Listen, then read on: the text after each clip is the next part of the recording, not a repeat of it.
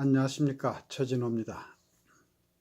최진호의 신앙탐구 그 6번째 주제, 믿음은 바라는 것들의 실상, 두 번째 부분을 지금부터 시작하겠습니다. 성경에 나타난 믿음에 관한 내용을 살펴보면서 믿음의 몇 가지 특성을 정리해 보면 다음과 같습니다. 첫째, 믿음은 하나님의 선물이다. 우리가 하나님을 믿는 것은 우리의 자유의지가 있어야 되는 것이지만 그렇다고 해서 우리의 의지만으로 되는 것은 아닙니다. 고린도전서 12장 3절 후반부의 말씀에 성령으로 아니하고는 누구든지 예수를 주시라 할 수 없느니라고 하십니다. 이 말씀에 따르면 우리가 예수를 주라고 시인하기 위해서는 성령의 도움이 있어야만 가능하다는 뜻입니다. 성령께서 우리 마음을 움직여서 예수를 주라 시인하도록, 즉 믿음을 가지도록 역사하신다는 뜻입니다. 따라서 우리가 믿음을 가지는 것은 하나님의 은혜이고, 우리가 예수를 주라고 시인한다면 우리의 마음속에 이미 성령께서 역사하신 것입니다. 그래서 에베소서 2장 8절에서는 너희가 그 은혜를 인하여 믿음으로 말미암아 구원을 얻었나니 이것이 너희에게서 난 것이 아니요 하나님의 선물이라고 합니다. 우리는 믿음으로 구원을 얻는데 그 믿음은 하나님의 은혜라는 것입니다. 즉 믿음은 하나님의 선물입니다. 둘째로, 믿음은 하나님과 나와의 1대1의 내밀한 관계입니다. 교우들이 만나서 성경 공부도 함께 하고 서로의 신앙에 대해서 대화를 나눔으로써 각자의 믿음이 자라는 데 도움은 줄 수 있지만 개개인의 믿음 그 자체는 각자 자기만의 것이지 누구와도 공유할 수 없는 것입니다. 부부가 한 이불을 덮고 자도 꿈을 함께 꿀 수는 없는 것과 같습니다. 우리가 어느 믿지 않는 사람을 전도하기 위해서 그에게 복음을 전하고 교회도 함께 갈 수는 있지만 나의 믿음을 그에게 나누어 줄 수는 없는 것입니다. 반대로 나는 믿음이 없지만 믿음이 매우 돈독한 사람과 가까이 지낸다고 해서 그의 믿음이 내 것이 되거나 그의 믿음에 의지해서 내가 구원받을 수는 없습니다. 나의 구원은 오로지 나 자신의 믿음에 의해서만 가능한 것입니다. 따라서 자신의 믿음의 확신을 얻고 자라게 하기 위해서 남의 도움을 받을 수는 있지만 궁극적으로 자신의 의지가 있어야 하고 자신의 책임입니다. 믿음은 성령의 역사로 시작되지만 동시에 자신의 자유의지에 의한 결단이 있어야 가능한 것입니다. 어느 목사 또는 장로의 행실을 보니까 예수를 믿지 않는 사람보다 더 형편없어서 그걸 보니 교회에 가기 싫어졌다고 하는 말을 가끔 듣습니다. 초신자들에게서 많이 들을 수 있는 말이지만 때로는 교회를 상당히 오랫동안 다녔고 신앙도 꽤 성숙했을 법한 사람도 가끔 이와 비슷한 말을 하는 것을 봅니다. 심지어 교회를 아주 떠나버리는 경우도 있습니다. 이것은 그 사람의 신앙이 아직도 자신의 것이 되지 못하고 다른 사람에게 의존하고 있다는 것을 의미하는 것입니다. 예수님은 당시에 서기관과 바리새인들의 위선에 대해서 비판하시면서 제자들에게 다음과 같이 말씀하십니다. 그러므로 무엇이든지 저희의 말하는 바는 행하고 지키되 저희의 하는 행위는 본받지 말라고 하셨습니다. 따라서 옳지 못한 지도자들의 행위를 보고 실망하여 나의 신앙을 버린다면 나의 손해인 것입니다. 다른 사람의 옳지 못한 행위가 나의 불신앙의 핑계가 될 수는 없는 것입니다. 어느 교회에서 지도자의 위선 때문에 그 교회에 가기가 싫어졌다면 다른 교회로 옮겨서라도 신앙생활을 계속 해야 되는 것입니다. 세상에는 위선적인 지도자도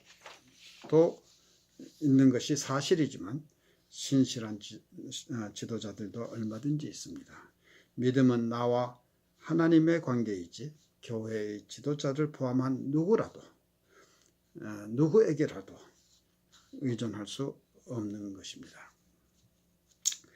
바울은 고린도 후서 13장 5절에서 너희가 믿음에 있는가? 너희 자신을 시험하고 너희 자신을 확증하라. 예수 그리스도께서 너희 안에 계신 줄을 너희가 스스로 알지 못하느냐? 그렇지 않으면 너희가 버리운 자가 되리라 고 하였습니다.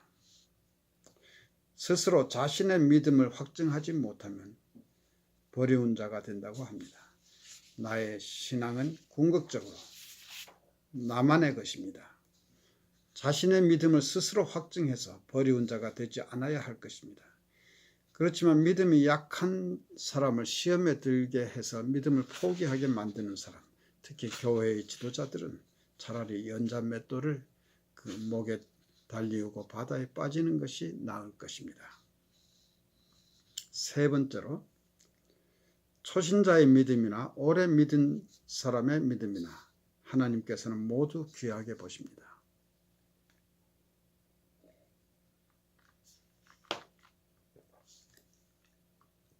믿음의 분량에 따라 그 열매는 다를 수 있으나 어느 믿음은 귀하고 어느 믿음은 덜 귀하다는 생각은 매우 잘못된 것입니다. 로마서 3장 22절에서 예수 그리스도를 믿음으로 말미암아 모든 믿는 자에게 미치는 하나님의 의는 차별이 없느니라 고 하였습니다.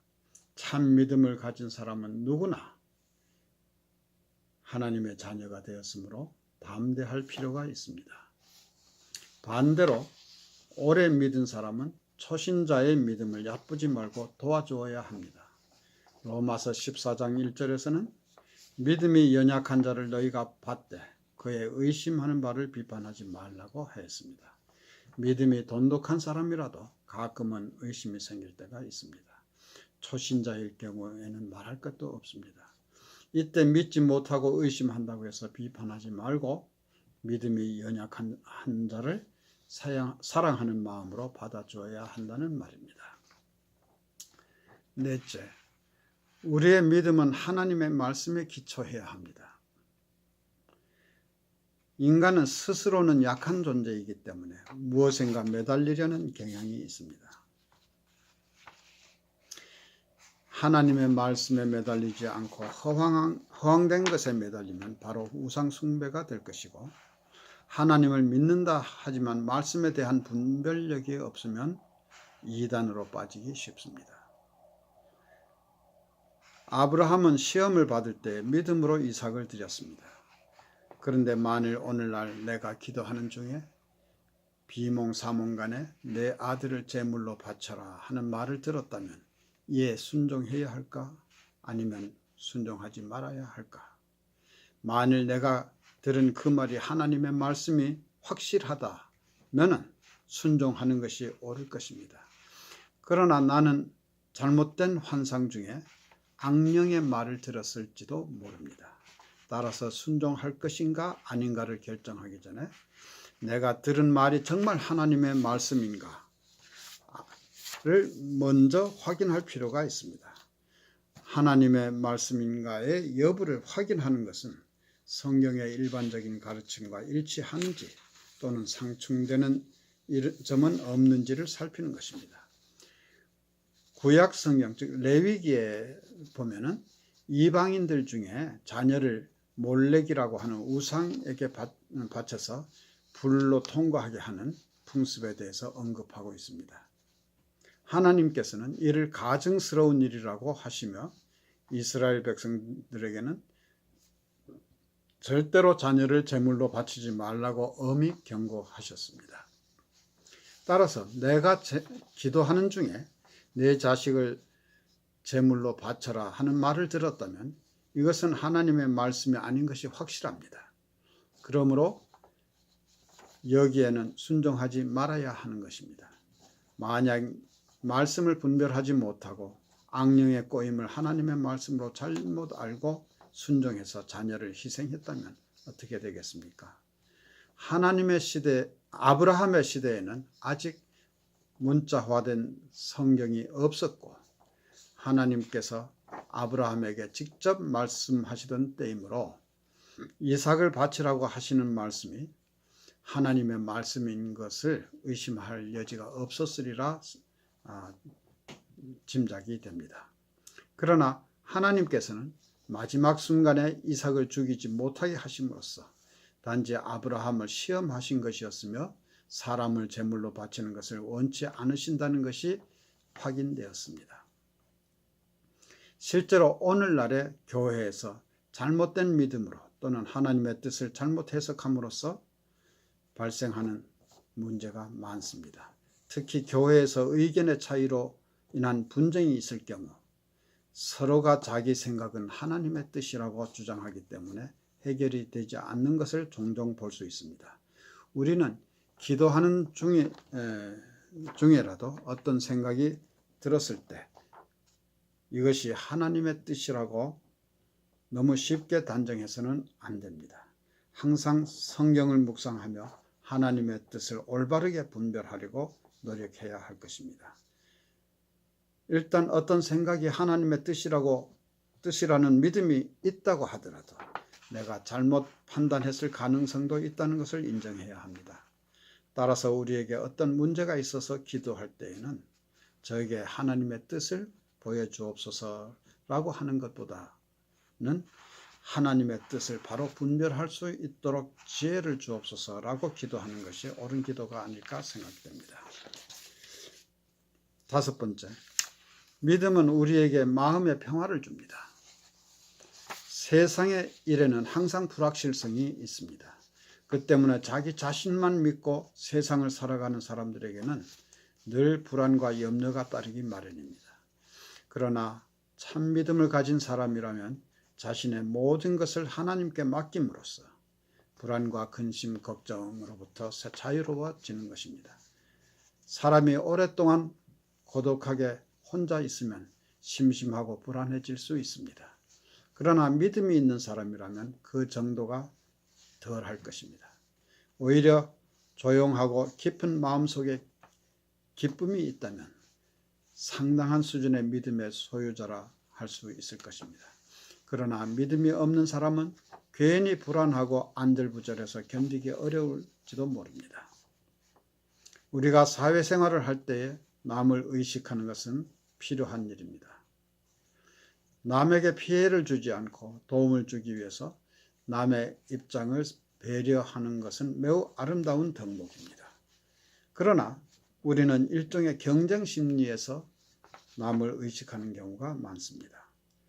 자기 자신도 매우 좋은 위치에 있음에도 불구하고 괜히 남과 비교해서 남이 가진 것 중에 자기에게 없는 것이 있으면 마음이 불편해지고 어떻게든 자기도 가지려고 애를 쓰거나 그 사람을 시샘합니다. 또는 어떤 사람이 자기보다 다른 사람과 더 친하게 지내는 것을 보면 시샘하는 경우도 있습니다. 남의 좋은 일을 보고 시기 질투하는 것은 인간이면 누구에게나 있는 마음 깊은 곳에서부터의 죄성 때문입니다. 그런데 믿음이 있고 내면의 평화가 있는 사람이라면 그 정도가 심하지 않아서 어느 정도 극복할 수 있을 것입니다. 그러나 그렇지 못하고 자신의 내면 세계가 불안으로 가득 찬 사람은 시기심으로 인해서 자신을 괴롭히고 결국은 그것이 외부로 표출되어 다른 사람과의 관계를 해치게 될 것입니다. 인간관계에 있어서 바람직한 것은 아니지만 왠지 껄끄럽고 사귀기 어려운 사람이 있을 수 있습니다. 이때 노력해서 그 어려움을 극복하고 그 사람과 좋은 관계를 맺을 수 있다면 참으로 좋은 일이지만 결코 쉬운 일은 아닙니다. 그렇지 못할 바에는 차라리 서로 기본적인 예절은 지키면서 가급적 충돌하지 않도록 피하는 것도 하나의 방법이 될 것입니다. 그런데 구태여 그 사람과 불필요하게 접촉해서 서로 상처를 주고받는 경우가 흔히 있습니다. 이것은 우리가 사회생활에서 성숙하지 못하고 우리의 내면 세계가 빈약하기 때문이라고 생각이 됩니다. 스스로의 자신을 확인하지 못하기 때문에, 즉 다른 말로 말하면 정체성이 부족하기 때문에 무의식 중에라도 남과 비교하고 부딪혀 봄으로써 그를 통해서 자기 자신의 존재를 확인하려는 것이라 생각이 됩니다. 자신의 마음에 평화가 있는 사람은 자신감이 있으므로 남과 비교할 필요가 없습니다. 그러나 사람은 어느 정도의 차이는 있어도 누구나 완전하지 못하기 때문에 남을 통해서 자신의 존재 또는 능력을 확인받고 싶어 하는 경향이 있습니다. 그러나 하나님에 대한 믿음이 있고 기도를 통한 하나님과의 교제가 많은 사람이라면 하나님으로부터 자신을 인정받을 수 있기 때문에 구태여 사람으로부터 인정받을 필요를 덜 느낄 것입니다. 따라서 우리에게 진정한 믿음이 있다면 혼자 있더라도 고독하지 않을 것이고 마음의 평화를 얻을 것입니다. 여섯째로 믿음은 자랍니다. 사람이 복음을 듣고 성령의 도움으로 하나님을 구주로 영접했다 하더라도 처음에는 그 믿음이 연약할 수밖에 없습니다. 그러나 겨자씨만큼이나 작은 믿음이라도 잘 양육하면 큰 믿음으로 자라게 됩니다. 예수님의 씨 뿌리는 자의 비유, 마태복음 13장에 있는 그 비유에서 보듯이 길가에 뿌리운 자는 천국 말씀을 듣고도 깨닫지 못할 때 악한 자가 와서 그 마음에 뿌린 것을 빼앗아 버리게 되고, 돌밭에 뿌리운 자는 말씀을 듣고 즉시 기쁨으로 받기는 하지만 그 속에 뿌리가 없어 잠시 견디다가 말씀을 인하여 환난이나 핍박이 일어나는 때 곧 넘어지는 자요. 가시떨기에 뿌리웠다는 것은 말씀을 들으나 세상의 염려와 재리의 유혹에 말씀이 막혀 결실치 못하는 자요. 좋은 땅에 뿌리웠다는 것은 말씀을 듣고 깨닫는 자니 결실하여 혹 100배, 혹 60배, 혹 30배가 된다고 하셨습니다. 이 비유는 우리가 같은 말씀을 들어도 우리의 마음밭의 상태에 따라 그 믿음이 크게 성장할 수도 있고 쉽게 꺾여 없어질 수도 있다는 뜻입니다. 바울은 고린도전서 13장 11절에서 내가 어렸을 때에는 말하는 것이 어린아이와 같고 깨닫는 것이 어린아이와 같고 생각하는 것이 어린아이와 같다가 장성한 사람이 되어서는 어린아이의 일을 버렸노라고 말합니다. 우리의 믿음도 처음에는 어린아이와 같이 유치하지만 육신이 성장하듯이 믿음도 성장하여 나중에는 성숙한 신앙인이 된다는 것을 의미합니다. 우리는 항상 말씀을 묵상하면서 자신의 믿음을 돌아보고 말씀대로 실천함으로써 자신의 영적 성숙을 도모해야 할 것입니다. 하나님으로부터 받은 선물인 믿음을 소중히 여기며 물과 영양을 공급하여 잘 키워서 혹 100배, 혹 60배, 혹 30배의 결실을 맺는다면 하나님으로부터 큰 상급이 있을 것입니다. 감사합니다.